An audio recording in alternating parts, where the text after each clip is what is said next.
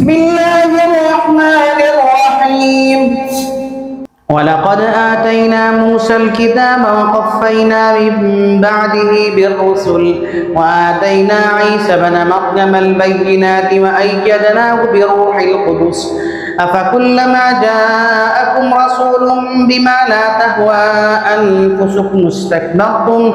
ففريقا كذبتم وفريقا تقتلون وقالوا قلوبنا غلف بل لعنهم الله بكفرهم فقليلا ما يؤمنون ولما جاءهم كتاب من عند الله مصدق لما معهم وكانوا من قبل يستفتحون على الذين كفروا فلما جاءهم ما عرفوا كفروا به فلعنة الله على الكافرين بئس ما اشتروا به أنفسهم أن يكفروا بما أنزل الله بغيا أن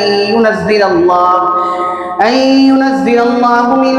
فضله على من يشاء من عباده فباءوا بغضب على غضب وللكافرين عذاب مهين وإذا قيل لهم آمنوا بما أنزل الله قالوا نؤمن بما أنزل علينا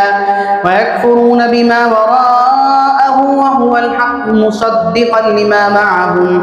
قل فلم تقتلون أنبياء الله من قبل إن كنتم مؤمنين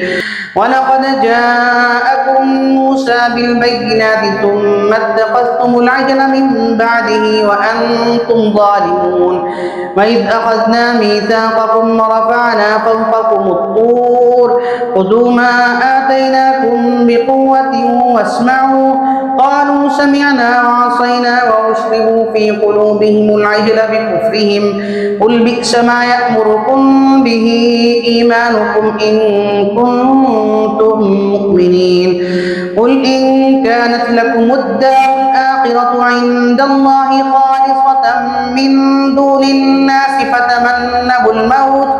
فتمنوا الموت إن كنتم صادقين ولن يتمنوا أبدا بما قدمت أيديهم والله عليم بالظالمين ولتجدنهم أحرص الناس على حياة ومن الذين أشركوا يود أحدهم لو يعمر 1000 سنة وما هو بمزحزحه من العذاب أن يعمر والله بصير بما يعملون